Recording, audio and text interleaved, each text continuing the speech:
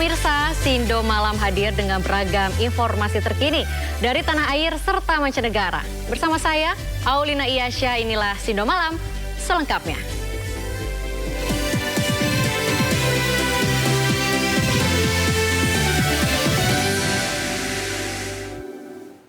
Pemirsa, satu orang tewas dalam kebakaran yang melanda Rusun Klender, Durensawit, Jakarta Timur. Korban merupakan seorang lansia perempuan, diduga terjebak di lantai 4 gedung.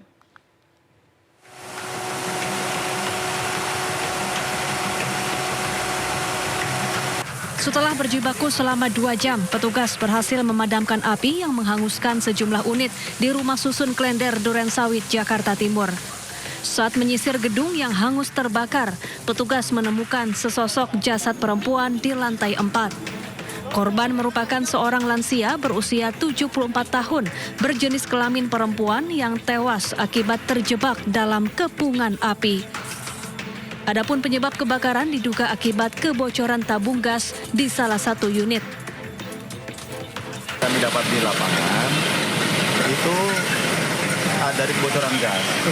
Nah, anggota saya pun pada saat melaksanakan penyerangan itu mencium bau gas. Sehingga kami membongkar stasiun gas yang ada di sini, sentral gasnya kita tutup. Setelah itu pemadaman bisa diselesaikan. Sementara itu, jasad korban dievakuasi ke Rumah Sakit Polri Kramat Jati sebelum diserahkan ke pihak keluarga untuk dimakamkan. Dari Jakarta, Helmi Sajangbati, iNews melaporkan. Satu orang tewas dan 5 lainnya terluka dalam kecelakaan maut bus tabrak truk tangki di ruas tol Cipularang, Jawa Barat. Proses evakuasi sopir bus yang terjepit berlangsung dramatis.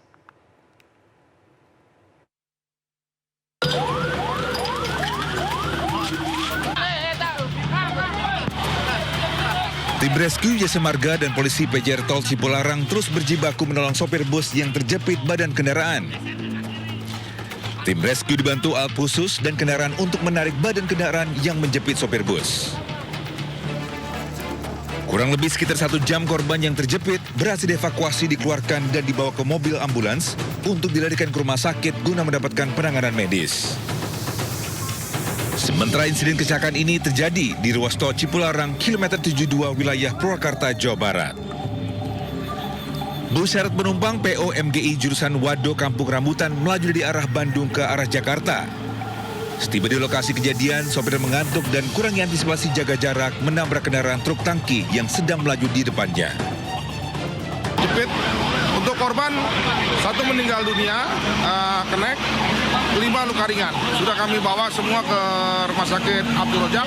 Sementara supir sedang kami tangani dengan tim rescue untuk diselamatkan karena terjepit. Selama proses evakuasi, lalu lintas mengarah ke Jakarta sempat tersendat. Dari Purwakarta, Jawa Barat, Irwan, iNews melaporkan.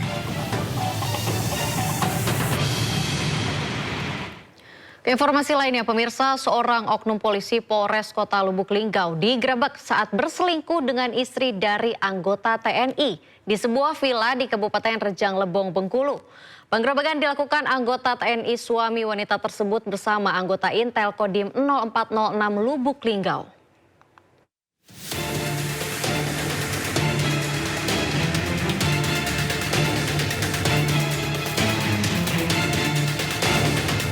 Video amatir ini merekam detik-detik perselingkuhan yang diduga melibatkan oknum polisi Polres Kota Lubuk Linggau dengan istri anggota Kodim 0406 Lubuk Linggau. Saat digerebek, oknum polisi berinisial J masih berseragam polisi lengkap, sementara pasangan wanitanya F sudah tanpa busana. Selain berstatus istri anggota TNI, F juga bekerja di salah satu bank plat merah. Pasangan ini digerebek di sebuah villa di kawasan Rejang Lebong, Provinsi Bengkulu. Mirisnya, penggerebekan dilakukan oleh suami F sendiri bersama rombongan anggota Intel Kodim 0406 Lubuk Linggau dan anggota Kodim 0409 Curug. Kalau oknum terkaitnya sudah kita proses secara internal, yang bersangkutan juga sudah menonaktifkan dari jabatannya dan secara saat ini dalam proses ya, udah etiknya. Oh, tapi memang benar itu anggota kita benar ya? Betul.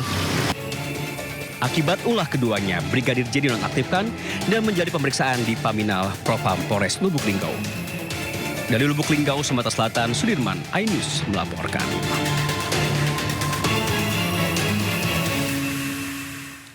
Seorang pemuda tertembak di bagian tangan saat polisi berupaya membubarkan tawuran di kawasan jembatan Tugu Seinunang, Medan, Sumatera Utara. Tembakan diduga berasal dari senjata api polisi.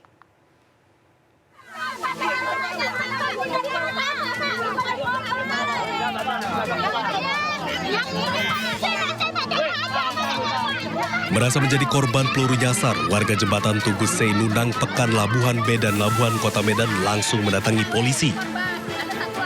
Mereka meminta pertanggungjawaban sekaligus protes kepada anggota polisi yang asal melepaskan tembakan.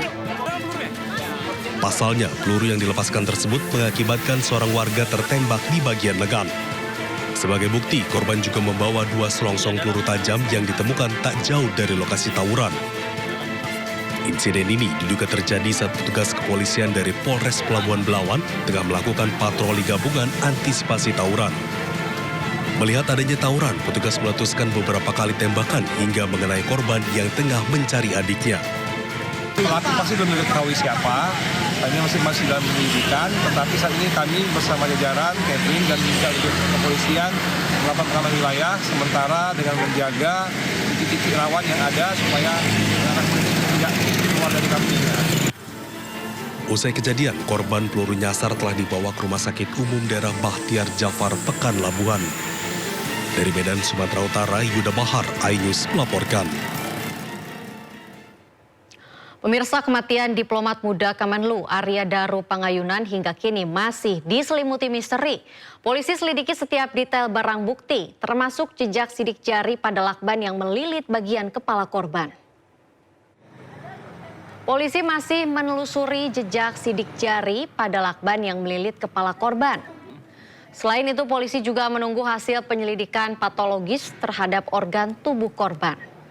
Usai olah TKP, polisi pastikan tak ada dokumen dan barang berharga yang hilang. Tidak ada indikasi kekerasan pada tubuh korban. Sejauh ini, 5 saksi sudah diperiksa, termasuk penjaga kos dan istri korban.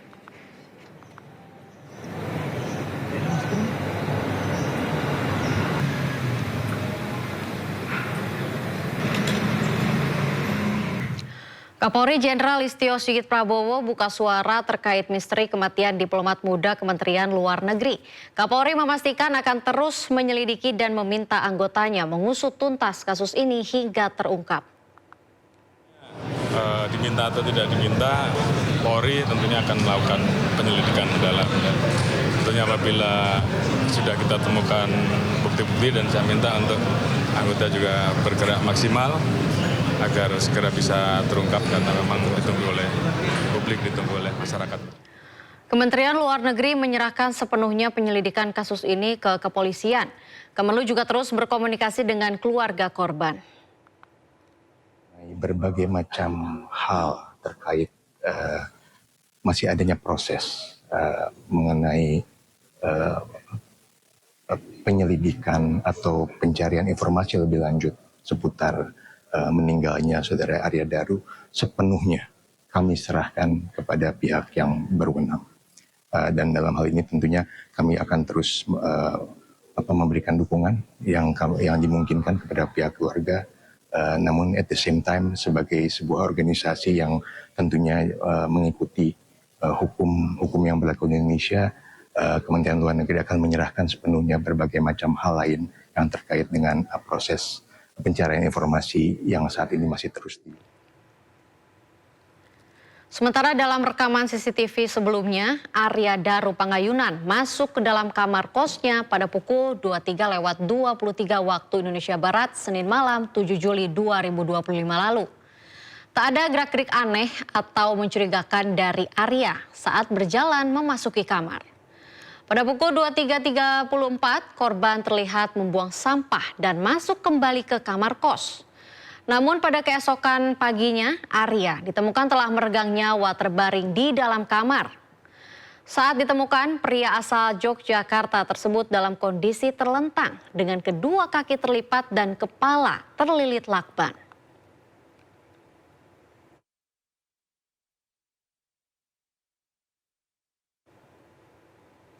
Selain itu, dalam video lainnya yang kami dapatkan, tampak seorang penjaga kos yang mondar-mandir memeriksa kamar korban dengan mengintip dari celah pintu. Dalam video pada Selasa dini hari ini, sekitar pukul 00.27 waktu Indonesia Barat, penjaga kos juga tampak berkomunikasi lewat telepon genggam. Video ini merupakan rekaman terakhir aktivitas yang terlihat di halaman indekos sebelum Arya Daru Pangayunan ditemukan tewas pada Selasa pagi 8 Juli 2025 dengan wajah terlilit lakban.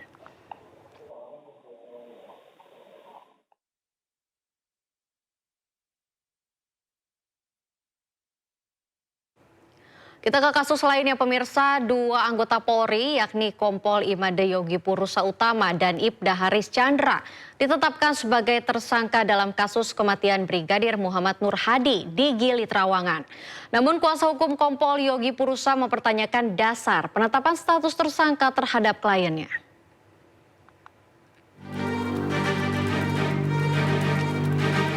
Tim kuasa hukum Kompol Imade Yogi Purusa Utama, salah satu tersangka dalam kasus kematian Brigadir Muhammad Nur Hadi di Gili Trawangan, menyayangkan Direktur Reskrimum Polda Nusa Tenggara Barat yang hanya memaparkan penyebab kematian Brigadir Nur Hadi. Dari hasil otopsi tanpa mengungkap kronologi lengkap kejadian di Villa Gili Trawangan. Berdasarkan keterangan saksi, Kompol Yogi Purusa disebut bahkan berusaha menyelamatkan Brigadir Nur Hadi yang ditemukan di dasar kolam. Tim pengacara juga mengaku belum mendapat penjelasan terkait posisi hukum kliennya dalam dua pasal yang disangkakan, yaitu pasal tentang penganiayaan yang menyebabkan kematian dan tentang kelalaian. Mengenai peristiwanya itu, kami juga ingin tahu peristiwanya seperti apa.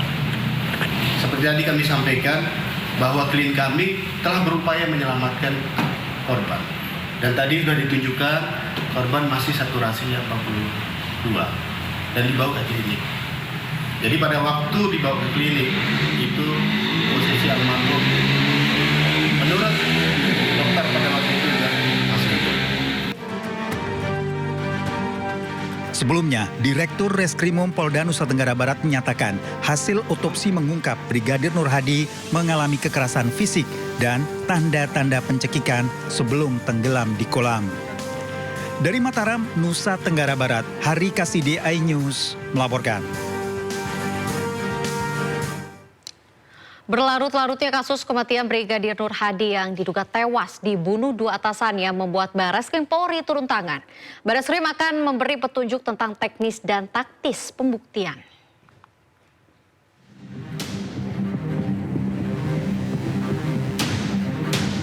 Kasus kematian Brigadir Nur Hadi yang terjadi 3 bulan yang lalu, tepatnya pada 16 April 2025, belum menemukan titik terang pelaku penganiayaan yang menyebabkan Nur Hadi tewas.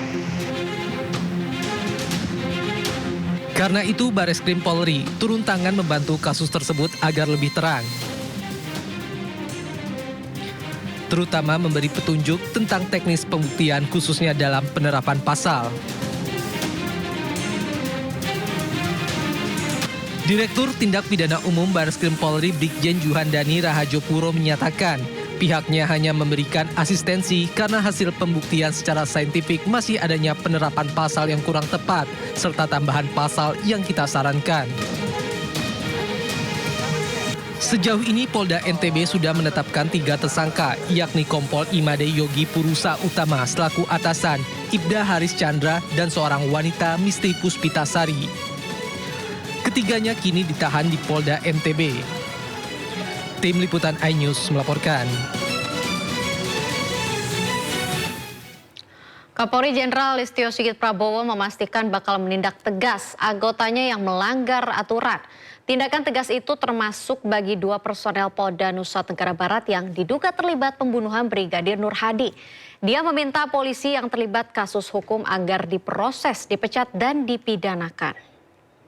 Dari dulu kita tidak pernah berubah, konsisten terkait dengan anggota yang melanggar.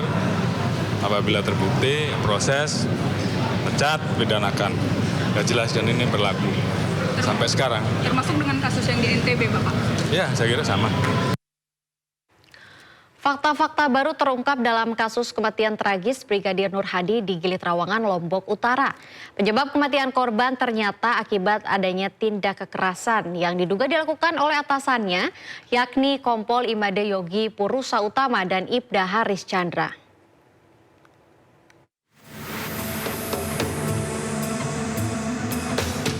Muhammad Nur Hadi, anggota BIT Propam Polda Nusa Tenggara Barat ditemukan tewas di dasar kolam salah satu villa di kawasan Gili Trawangan, Lombok Utara pada tanggal 16 April 2025. Pada penyidikan awal, korban diduga tewas karena tenggelam. Tragedi kematian polisi dengan pangkat brigadir ini sebulan ditutup oleh penyidik. Namun kuatnya dorongan publik terhadap pengungkapan kasus ini membuat polisi akhirnya bertindak. Dan berikut kronologi kematian Brigadir Nur Hadi. Pada hari Rabu 16 April 2025, Brigadir Nur Hadi bersama para pelaku datang ke salah satu villa di Gili Trawangan, Lombok. Di sana mereka menggelar pesta bersama teman wanita. Kemudian pada pukul 20 waktu Indonesia Tengah, korban Nur Hadi berendam di kolam bersama pelaku dan teman wanitanya. Kombes Syarif menyebut Brigadir Nur Hadi diduga merayu teman wanita pelaku.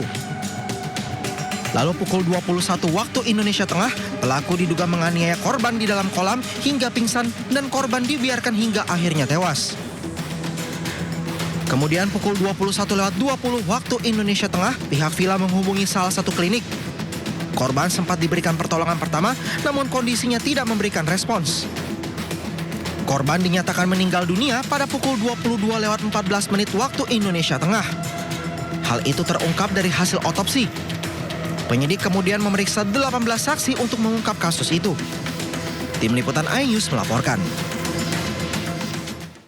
Pemirsa, salah satu yang menjadi sorotan publik terkait kasus kematian Brigadir Nur Hadi adalah keberadaan Misri Puspita yang menjadi salah satu tersangka. Misteri kematian Brigadir Nur Hadi mulai terkuak. 2 orang atasannya berpangkat komisaris polisi dan inspektur 2 menjadi tersangka. Tak hanya atasan Nur Hadi yang jadi tersangka, salah satu tersangka adalah wanita cantik bernama Misri Puspita. Di akun media sosialnya, Misri diduga pernah menjadi finalis ajang Duta Muslimah pada tahun 2019. Dalam kasus ini, Misri diduga menerima bayaran sebesar 10 juta rupiah dari Kompol Imade Yogi Purusa Utama. Ia dibayar untuk menemani pesta dan bermalam di villa tempat pembunuhan itu terjadi.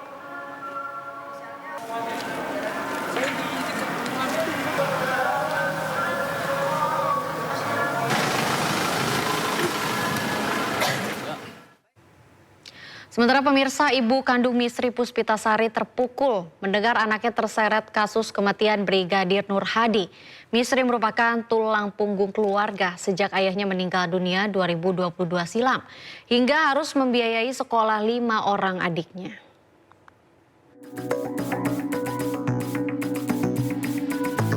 Misri Puspitasari, wanita asal Jambi, ditetapkan sebagai salah satu dari 3 orang tersangka atas kematian Brigadir Nur Hadi yang merupakan anggota Propam Polda NTB. Misri yang berusia 23 tahun merupakan warga desa Mendalo Darat, Kecamatan Jambi Luar Kota, Kabupaten Muaro Jambi, Provinsi Jambi. Ibunda Misri, Lita Krista, mengaku terkejut dan terpukul ketika mendengar anaknya terseret dalam kasus ini. Dirinya yakin Misri tidak terlibat dalam kasus tersebut. Di mata sang ibunda, Misri dikenal sebagai sosok yang baik dan menjadi tulang punggung keluarga sejak ayahnya meninggal dunia pada tahun 2022 silam. Sebagai putri sulung, Misri lah yang membiayai sekolah 5 orang adiknya. Misri juga dikenal berprestasi sejak TK hingga SMA dan pernah meraih juara 2 kawah kepemimpinan pelajar tingkat nasional semasa SMA. Berbagai prestasi modeling juga pernah dia ukir, khususnya di tingkat kota Jambi. Uang hasil mengikuti modeling inilah yang digunakan membantu keluarga, biaya pengobatan ayahnya sebelum meninggal dunia, dan biaya sekolah adik-adiknya. Aku yakin, hati seorang ibu itu yakin 100% anakku tidak terlibat. Tidak terlibat. Tapi ini nih, ibarat apa tuh, itulah kekuasaan. Kekuasaan orang berkayo, orang pejabat, memang kalah orang miskin, dek. Orang miskin memang terzolimi. Inilah ibarat kalau kita Jambi itu lempar batu, sembunyi tangan. Beliau ini tulang punggung keluarga, Bu. Tulang punggung keluarga, semua dari segi sekolah, makan, semua biaya pakai adik-adiknya sama, termasuk saya. Ibunda Misri pun berharap keadilan bisa ditetapkan dan anaknya terbebas dari kasus pembunuhan Brigadir Nur Hadi. Dari Muaro Jambi, Provinsi Jambi, Haisun Hafiz Ainus melaporkan.